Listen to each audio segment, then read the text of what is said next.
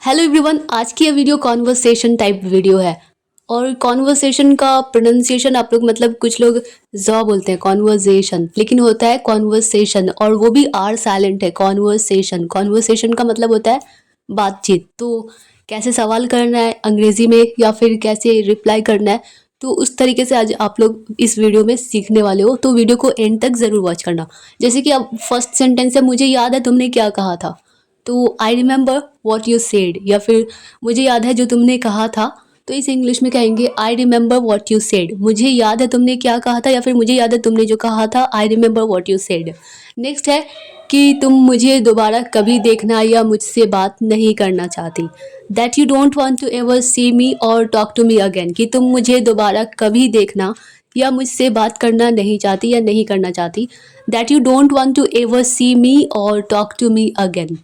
तो मतलब होता है ना कि तुमने मुझसे कल कहा था कि तुम मुझसे कभी बात नहीं करोगी या फिर मुझे कभी देखना नहीं चाहती। तो इसे इंग्लिश में इस तरह बोलेंगे, that you don't want to ever see me or talk to me again, कि तुम मुझे दोबारा कभी देखना या मुझसे बात नहीं करना चाहती। That you don't want to ever see me or talk to me again. Next है, अब अगर कहना हो, अब कोई कहता है ना कि हाँ मैं जानती हूँ, मैंने ये सब आपसे कहा था। तो इसे इंग्लिश में बोलेंगे आई नो, या मुझे मालूम है। मैंने ये सब आपसे कहा था, I told you all this. मैंने ये सब आपसे कहा था, I told you all this. मैं जानती हूँ, मैंने ये सब आपसे कहा था। I know I told you all this. लेकिन क्या आप इस समय मेरे घर आ सकते हैं? But can you please come to my home right now. लेकिन क्या आप इस समय, इस वक्त, इस टाइम मेरे घर आ सकते हैं? But can you please come to my home right now. लेकिन होता है ना, मतलब कि कोई किसी से कहता है कि अब मैं आपसे कभी भी बात नहीं करूँगी, कभी भी मिलना नहीं चाहती, लेकिन फिर हमें उससे ज़रूरत पड़ ही जाती है। तो फिर हम फ़ोन पे बात करते हैं और बोलते हैं कि लेकिन क्या आप इस समय मेरे घर आ सकते हैं? But can you please come to my home right now. But can you please come to my home right now. तो अब रिप्लाई में जिसको भी जो कहना होता है कि मतलब हाँ आ सकता हूँ या नहीं आ सकता हूँ, या फिर पहले बताओ बात किया है। तो इसी तरीके से आज का नेक्स्ट सेंटेंस है कि अगर ये कहना हो कि योगा तुम कर रही हो, मतलब किसी के घर पहुंच जाते हो और फिर कहते हैं कि योगा तुम कर रही हो या फिर एक्सरसाइज तुम कर रही हो, और फिर करण हो रहा है, मतलब कि कोई इंसान हो रहा है, तो उसके बारे में उसका नाम लेके कहते हैं ना कि योगा तो तुम कर रही हो और फिट करण हो रहा है या होता जा रहा है। तो you are doing yoga and Karan is becoming fit. Become का मतलब होता है होना, लगना या बनना। तो हो रहा है या होता जा रहा है, तो बिकमिंग आईएनजी फॉर्म में हो जाएगा। तो योगा तुम कर रही हो और फिट करण होता जा रहा है। You are doing yoga and Karan is becoming fit.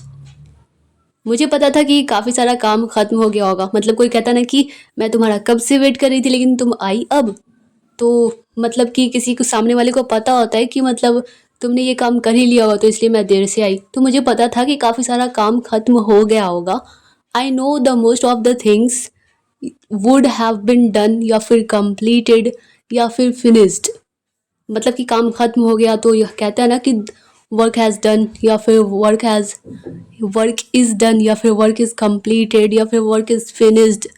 तो मुझे पता था कि काफ़ी सारा काम खत्म हो गया होगा। I know that most of the things would have been done, या फिर most of the things would have bin finished, या फिर कंप्लीटेड। तो मुझे पता था कि काफ़ी सारा काम खत्म हो गया होगा। I know that most of the things would have been done. I know that most of the things would have been done. So, या फिर that's why I came late, इसलिए मैं देर से आई। That's why I came late, इसलिए मैं देर से आई। तुम इतनी घबराई हुई थी फ़ोन पर। इसे इंग्लिश में यू वर, WERE को वेयर नहीं पढ़ा जाता है, वर्ड पढ़ा जाता है।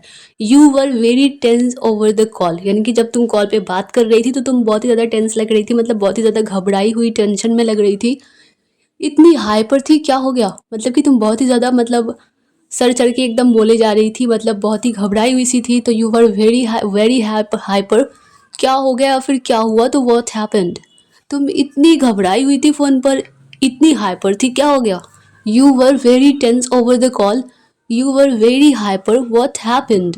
तुम इतनी घबराई हुई थी फ़ोन पर, इसे इंग्लिश में बोलेंगे you were very tense over the call. या फिर इतनी हाइपर थी, यानी कि तुम इतनी हाइपर थी, तो यू वर वेरी हाइपर। क्या हो गया या फिर क्या हुआ, what happened। क्या हुआ या क्या हो गया, what happened। नेक्स्ट है, तो नेक्स्ट सेंटेंस है मैं कुछ दिनों के लिए जा रही हूँ। तो इसे इंग्लिश में बोलेंगे I am going away for a few days. मैं कुछ दिनों के लिए जा रही हूँ, आई am going away for a few days. Few का मतलब होता है कुछ, और डेज तो मतलब पता ही है, दिनों।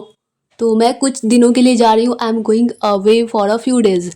तुम संभाल लोगी ना। तो या तो इसे ऐसे कर सकते हैं कि you will handle it, right. या फिर you will manage it, right. तुम संभाल लोगी ना, तुम मैनेज कर लोगी ना। You will handle it, right. या फिर you will manage it, right. तुम संभाल लोगी ना। तो एक ही साथ बोलते हैं अब, मैं कुछ दिनों के लिए जा रही हूँ, तुम संभाल लोगी ना। आई am going away for a few days, you will handle it, right. या फिर you will manage it, right. या फिर जैसे होता है ना कि कोई कहता है रिप्लाई में कि हाँ मैं संभाल लूँगा, तो yes I will handle it. हाँ मैं संभाल लूँगा, हाँ मैं मैनेज कर लूँगा, yes I will handle it. या फिर yes I will manage it. हाँ मैं संभाल लूँगा या फिर हाँ मैं मैनेज कर लूँगा। या फिर अगर कहना हो कि हाँ वो संभाल लेगी, तो इसे इंग्लिश में बोलेंगे यस। या फिर या शी विल हैंडल इट, वो संभाल लेगी, शी विल मैनेज इट, वो संभाल लेगी। तो अब अगर कहना हो कहाँ जा रहे हैं आप, इसे इंग्लिश में बोलेंगे वेयर आर यू गोइंग। कहाँ जा रहे हैं आप, वेयर आर यू गोइंग। मैं घर जा रहा हूँ नहाने, इसे इंग्लिश में बोलेंगे I am going home to take a bath. या फिर टू हैव अ बाथ, या फिर टू टेक अ शावर। मैं घर जा रहा हूँ नहाने, I am going home to take a bath. कहाँ जा रहे हैं आप, वेयर आर यू गोइंग। मैं घर जा रहा हूँ नहाने, I am going home to take a bath. I am going home to take a bath, या फिर टू टेक अ शावर, या फिर to have a bath. Next है, आपको समझ ही नहीं आ रहा है कि प्रॉब्लम कितनी बड़ी है, मतलब कितनी बड़ी समस्या है, कितनी बड़ी दिक्कत है, कितनी बड़ी प्रॉब्लम है, ये आपको समझ ही नहीं आ रहा है। यानी कि आप समझ ही नहीं पा रहे या आप समझते ही नहीं है। तो यू डोंट अंडरस्टैंड, या फिर यू डोंट नो भी कह सकते हैं कि आपको मालूम ही नहीं है। तो प्रॉब्लम कितनी बड़ी है, तो how big the problem is. Problem कितनी बड़ी है, how big the problem is. आपको समझ ही नहीं आ रहा है कि प्रॉब्लम कितनी बड़ी है। You don't understand how big the problem is, यानी कि आपको इस सिचुएशन को डील करना चाहिए, आपको सॉल्यूशन ढूंढना चाहिए कि इससे बाहर निकलने का क्या सॉल्यूशन हो सकता है, लेकिन आप तो नहाने जा रहे हैं। तो you don't understand how big the problem is. हम सब फंस जाएंगे, we all will be in trouble, मतलब कि हम सब परेशानी में आ जाएंगे, हम सब के सब फंस जाएंगे। तो we all will be in trouble, we all will be in trouble. अब अगर कहना हो कोई बात नहीं, क्या उम्र में होती है, बाय मिस्टेक यहाँ पे क्या उम्र में होती है हो गया। यहाँ पे ये सेंटेंस होना चाहिए था कि इस उम्र में ये सब होता है, मतलब कि टेंशन या प्रॉब्लम या फिर कोई बीमारी, कहता है ना कभी किसी की कि ये मतलब हाँ इस एज में ये सब कुछ होता है। तो इस इंग्लिश में कहता है it's common at this age, it's common at this age, मतलब कि इस एज में ये सब कुछ होना बहुत ही कॉमन सी बात है। तो it's common at this age, कोई बात नहीं, इट्स ओके या फिर no problem, it's okay, it's common at this age. अगर कहना हो अब किसी का अचानक से फ़ोन बज जाता है, तो कहते हैं ना कि किसका फ़ोन है। तो अगर कोई रिप्लाई में कहता है कि इसका, या किसी का भी नाम हो, तो विशाल का फ़ोन है, तो इट्स विशाल कॉल। या फिर अगर रिया का फ़ोन है तो इट्स रिया कॉल। तो उसी तरह की तरीके से अगर कहना हो कि विशाल का फ़ोन है और उससे बात करते हैं कि किधर हो तुम लोग, तो इस इंग्लिश में वेयर आर यू गाइज, मतलब एक से ज़्यादा लोगों के बारे में पूछना हो कि तुम लोग किधर हो गाइज, तो इसे इंग्लिश में बोलेंगे वेयर आर यू गाइज। या फिर वेयर आर यू ऑल, तुम सब किधर हो, वेयर आर यू ऑल। या फिर वेयर आर यू गाइज, तो विशाल का फ़ोन है, इट्स विशाल कॉल। किधर हो तुम लोग, वेयर आर यू गाइज, किधर हो तुम लोग, वेयर आर यू गाइज। या फिर where are you all. Next है, अब अगर कहना हो कोई, कभी होता है ना कि किसी से बात कर रही हो और किससे बात कर रही हो उस चीज़ को मतलब स्पीकर पे डालो, तो स्पीकर पे डालने के लिए कोई कहता है कभी, तो इसे इंग्लिश में बोलेंगे switch on the speaker mode. Speaker mode को मतलब ऑन करो, तो स्पीकर पे डालो, switch on the speaker mode. Speaker पे डालो, switch on the speaker mode. Next है, तुम दोनों जल्दी से वापस आ जाओ, मतलब कि फ़ोन कोई और रिसीव करता है और कोई और आकर जल्दी से बोलता है स्पीकर पे आवाज़ सुन के कि तुम दोनों जल्दी से वापस आ जाओ, तो इसे इंग्लिश में बोलेंगे both of you come back soon. तुम दोनों जल्दी से वापस आ जाओ, both of you come back soon, both of you come back soon. Next है, अब अगर कहना हो रिया मना कर रही है, तो मतलब कि वो मना कर रही है कि फ़ोन स्पीकर पे मत डालो, तो इसे इंग्लिश में बोलेंगे रिफ्यूज़ करना, मतलब होता है मना करना, इनकार करना। तो रिया इज़ रिफ्यूजिंग, और वो कह रही है कि टिप्सी सब कुछ संभाल लेगी। एंड सेइंग दैट, यानी कि वो कह रही है टिप्सी विल हैंडल एवरीथिंग, और वो कह रही है कि टिप्सी सब कुछ संभाल लेगी। एंड सेइंग दैट, मतलब कि रिया मना कर रही है और वो कह रही है कि टिप्सी सब कुछ संभाल लेगी। Riya is refusing and saying that Tipsy will handle everything. Tipsy यहाँ पे नेम है और रिया भी नेम है। तो रिया मना कर रही है और वो कह रही है कि टिप्सी सब कुछ संभाल लेगी। तो Riya is refusing and saying that Tipsy will handle everything. Ria is saying and Ria is refusing and saying that Tipsy will handle everything. Ria is refusing and saying that Tipsy will handle everything. या फिर वो मना कर रही है लेकिन मैं संभाल लूँगा, तो इसे इंग्लिश में कैसे बोलेंगे कि वो मना कर रही है तो शी इज़ रिफ्यूजिंग, और मैं संभाल लूँगा तो आई हैंडल इट। या फिर मैं सब कुछ संभाल लूँगा, तो इसे इंग्लिश में बोलेंगे आई हैंडल एवरीथिंग। मैं सब कुछ संभाल लूँगा, आई हैंडल एवरीथिंग। अब अगर कहना हो रिया तुम मुझसे बात करो, मतलब कि वो कह रहा है स्पीकर पे कॉल रखने को, तुम मुझसे बात करो, तो रिया टॉक टू हिम, तुम मुझसे बात करो। रिया तुम मुझसे बात करो, रिया टॉक टू हिम, वो तुमसे बात करना चाहता है। He wants to talk to you, वो तुमसे बात करना चाहता है। He wants to talk to you. अगर कहना हो कि वो तुमसे मिलना चाहता है, तो he wants to see you. He wants to see you, वो तुमसे मिलना चाहता है। He wants to meet you, या फिर he wants to see you. अगर लड़की के बारे में कि वो लड़की तुमसे मिलना चाहती है, तो she wants to see you या फिर she wants to meet you. Karan, अब आप स्पीकर पे हैं, मतलब कि कहता है ना कि तुम कॉल को स्पीकर पे रखो, तो रिप्लाई में हम कहते हैं ना कि अब आप स्पीकर पे हैं, तो इस इंग्लिश में कहेंगे you are now on speaker या फिर ऑन स्पीकर मोड। करण, अब आप स्पीकर पर हैं। Karan, you are now on speaker. You are now on speaker. तुम ऐसे उसे अकेले छोड़कर कैसे जा सकती हो, मतलब जिसने स्पीकर पे रखने को कहा, अब वो कह रहा है बात करके रिया से कि तुम किसी और के बारे में, कि तुम ऐसे उसे अकेले छोड़कर कैसे जा सकती हो। How can you just leave her alone like this. Like this मतलब इस तरह या फिर ऐसे, और अलोन का मतलब होता है अकेले, और लीव मतलब होता है जाना। तो तुम ऐसे उसे अकेले छोड़कर कैसे जा सकती हो। तो how can you just leave her alone like this.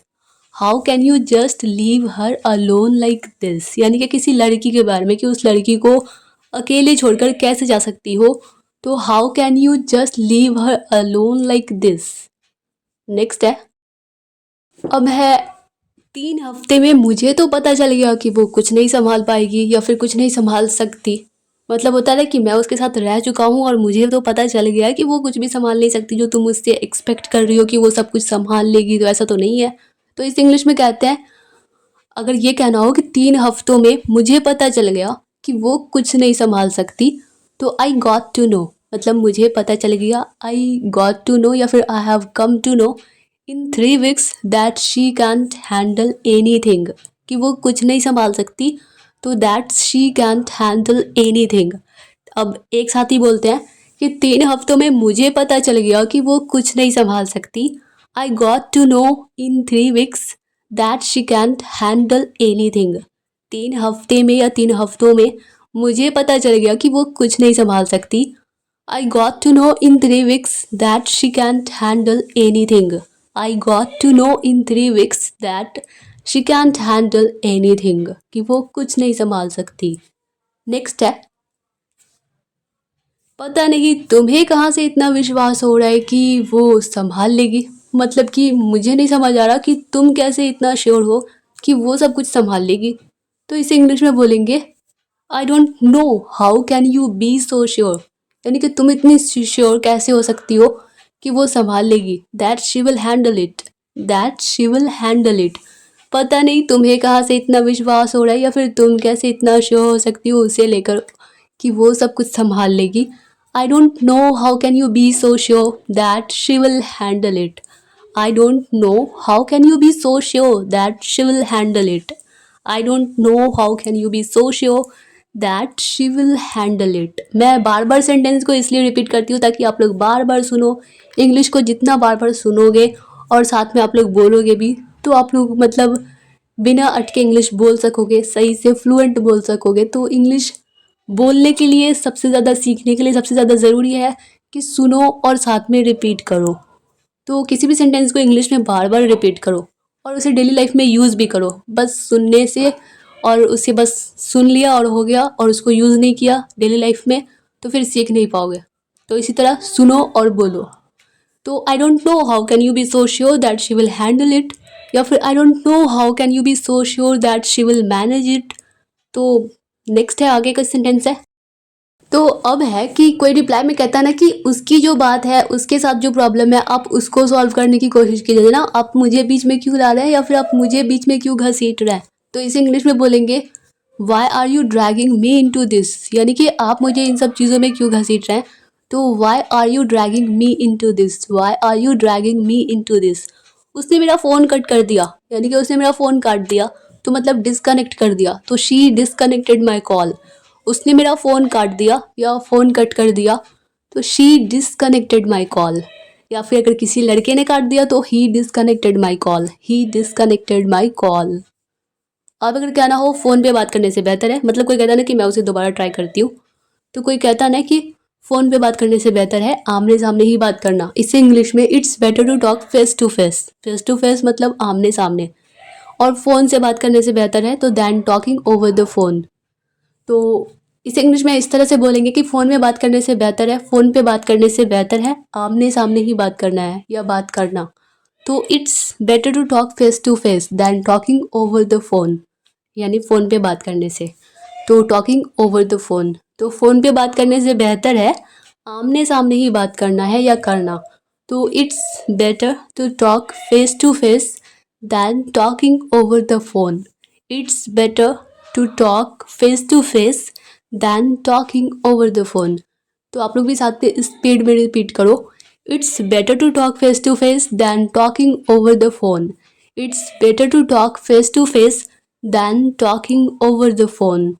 Next है, अब अगर कोई कहता है ना कि आमने सामने, तो मुझे तो नहीं पता कि वो कहाँ है, तो इसे इंग्लिश में कहेंगे फेस टू फेस।